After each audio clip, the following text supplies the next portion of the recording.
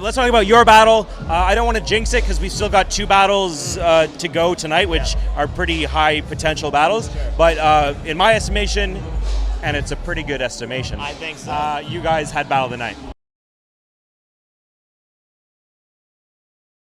Thank you, man. Yo, I feel the same for sure, yeah. I think it may not technically be the best battle of the night, but we were the most entertaining by a mile. I think there's no one even compares to what we done on there. No one. Best back and forth. Yeah, no one even compares. I didn't expect the amount of flips that you're going to have, and Neither did I. It was brilliant. I'm ecstatic with that battle. Like. Yeah, no, it was so good. For like with the flips. So here's an inside scoop. So here's some good material for you. In that Rome battle, when I had that like small stumble or choke, it was because I had 3 flips in that round. 2 were completely freestyled, and 1 was a pre-med flip that I was trying to do, and I choked on the pre-med flip because I forgot what I had planned to say. So I was like, fuck it, I'm never like thinking of a flip ahead of time again. Just 100% off the top, or I'm not doing it. So that worked out really well for me. It was a good approach in this battle. So that's what I'm gonna do from now on. It felt both of you guys were very fluid with the delivery, and it's like it takes an expert who's able, and I think you're the king of this personally, is like someone who's like, you might have like a little memory lapse or something throws you off, but you are even more entertaining when you're like, when you've dropped the ball, when you're like stumbling around to pick it back up. Like I genuinely think it's like who I'm against though. Like that today was perfection for me. Like, do you know what I mean? Yeah. Like like the flips that he was coming with and the bars he was coming with. That was similar. Like Harry Baker was very good the last time, but like you're basically a 2.0 Harry Baker. Do you know what I mean? Yes, you're like the king of the Harry. True, yeah. But I invented that style. That's that. Like, it was perfect for me. Like because I've been a bit hit and miss recently. I was a bit worried about how the battle was going to go down because he's a legend. Right. A legend. Tell me about the first time you guys met. I don't even remember. It's probably in Toronto, right? You know what? The first time we met, he won't even remember. Well, the only reason I know that he was there is because I've seen the video. There's a girl. You got fucked up when you were in Toronto. There's a girl called Sarah Ellis. Don't know who she was, but she's from Toronto anyway. And she had a broken leg. And there was a video of me kissing her with a broken leg and like groping the cast. What? And You they were were all in the bar after it. Later on that night, Immaculate and Dirtbag Dan had a fight. Dirtbag Dan nearly killed Immaculate. I've heard that story. Kruger's got it all on camera. Wow. All on camera. Wow. Rome was on mushrooms, and Rome was in the middle of the fight going, just looking at the fight. And Dirtbag Dan had tied him up that badly. And Immaculate was going, get up, Did you like choke him out? Yeah, he's choking her. Immaculate was Like going, like a serious fight, or they were fucking around? It started as a mess-off fight. Right. But then within like 10 seconds, Wow. Dirtbag Dan, Immaculate's head was going bright red, and Dirtbag Dan was like that. And Kruger was going, I'm filming this. Dirtbag Dan was going, put it online right now, put it online. And Immaculate was going, ugh.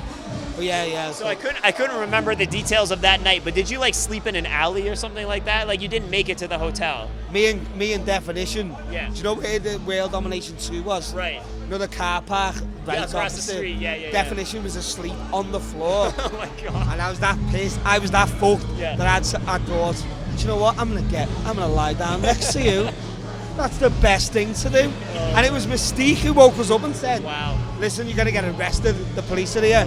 And when the police came over, we were going, we thought this was England. And we got away with it all. It was great. Is that how you do it out here? Toronto, best city I've ever been to. I thought I remembered that story, and I had this bar that no one would have understood what the fuck I was talking about anyway, so I wasn't gonna like ask around to confirm the story. But I wanted to say you came from Liverpool to Canada to sleep in the street like John Lennon. Oh.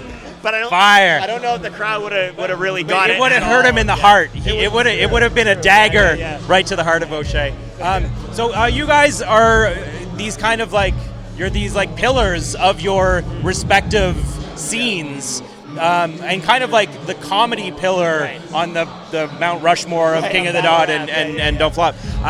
So I've found recently, especially with some of your most recent material, that your really like highbrow stuff isn't connecting that well, and like you obviously don't have that problem with highbrow content, but like, do you find, well, first of all, let's talk about the highbrow. Do you feel like there's this kind of like dip in like intellectualism in battle rap? Not really. Well, okay, here's the thing to me is like, personally, I think this might just be a factor of like people generally love like what they respect but what they can't do. So I love the bar style, and I love like the really aggressive street stuff. Like that's the battles that I love to watch. I mean, of course I love comedy as well, but you know, you would expect that.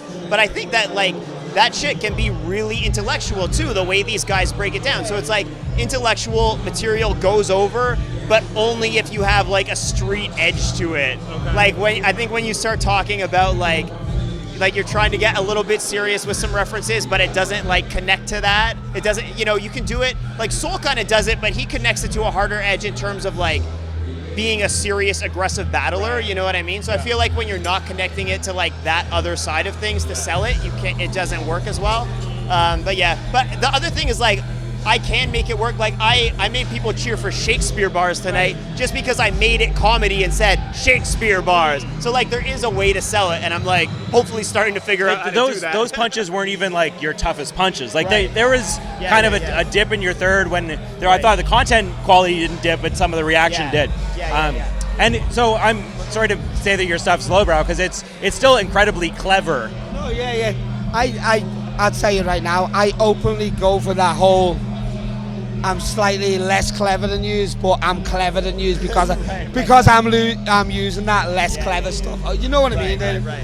So like that Bender bar, saying like block them like Kid Twist, KO City bars, Jenga. I know that's not the best. That's not the best bars you come with, but it works for me. And it works for me, and that's it. And I like, he's the king of this shit. They're literally the king of it. The lad who I rap with in my group, Rick Riley, he's like the king of the Brit. He started it in Britain, and he started in Canada, and he's better than Rick Riley in my group. He knows that right now. But yeah, and I'm just very, very happy with today. I am hit and miss with every single battle. I don't know if it's going to be good or it's going to come across shit.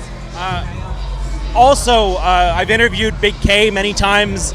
We've spoken about Don't Flop and what he thinks about the MCs out here, and he said Oshea is my favorite Don't Flop MC. Yeah. Here's something that's really interesting that kind of ties into what I was saying earlier. I get a ton of respect from all the Smack battlers, not the fans, but the battlers. So I think it's like they see what I do and they respect it because it's different from what they're doing, but there's a similar artistry behind it. So maybe that's what's going on, like Big K, like, because and I think the same with Oshea. Like probably a lot of the American guys like love what you're doing too. Like I see you get lots of props from like American battlers and stuff like that. So I think it's like even though it's different, they respect it because they're artists themselves. So like regardless of the fans, I know he's never sold out to anyone. Do you know, you've never tried to impress any other person than what you're doing. Yeah. And I've never tried to do that. And that's why we're two of the best ever, aren't we? Absolutely. We'll end it there.